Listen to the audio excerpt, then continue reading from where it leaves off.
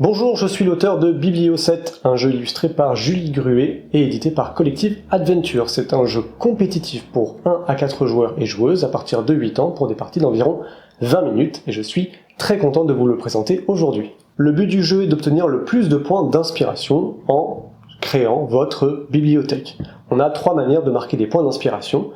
La première va être liée aux collections. Dans chacune des étagères, vous allez pouvoir créer des collections liées aux différents types de livres. Il existe 4 types de livres différents, les BD, les poches, les brochets et les beaux livres. Une collection étant une suite de livres de même type.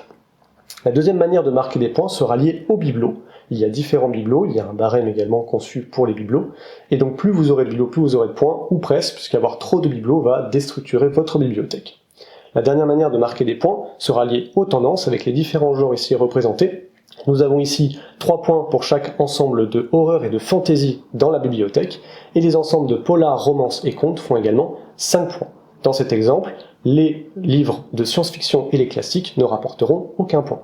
Une partie de Biblio7 dure 8 tours. Au début de chaque tour, le premier joueur, donc muni de ce jeton, se verra offrir par chacun de ses adversaires une carte face cachée depuis leurs mains.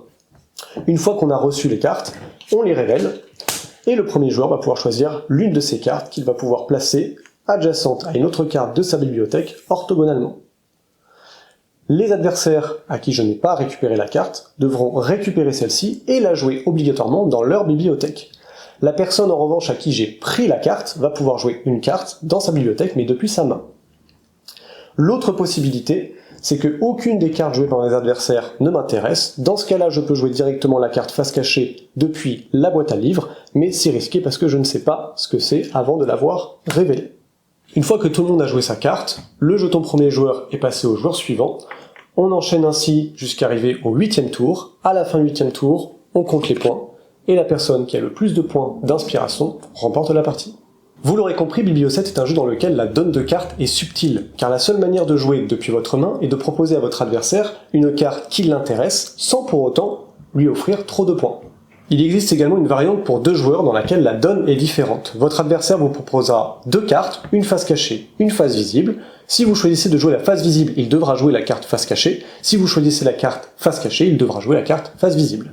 Et enfin, pour les lecteurs solo, il existe une variante dans laquelle vous commencez avec une bibliothèque déjà remplie. À chaque tour, vous choisirez une carte de votre bibliothèque et vous l'échangerez avec une carte présente dans la boîte à lire. Merci d'avoir regardé cette vidéo, j'espère que comme moi vous prendrez plaisir à créer la bibliothèque de vos rêves, et d'ici là, je vous souhaite de belles lectures.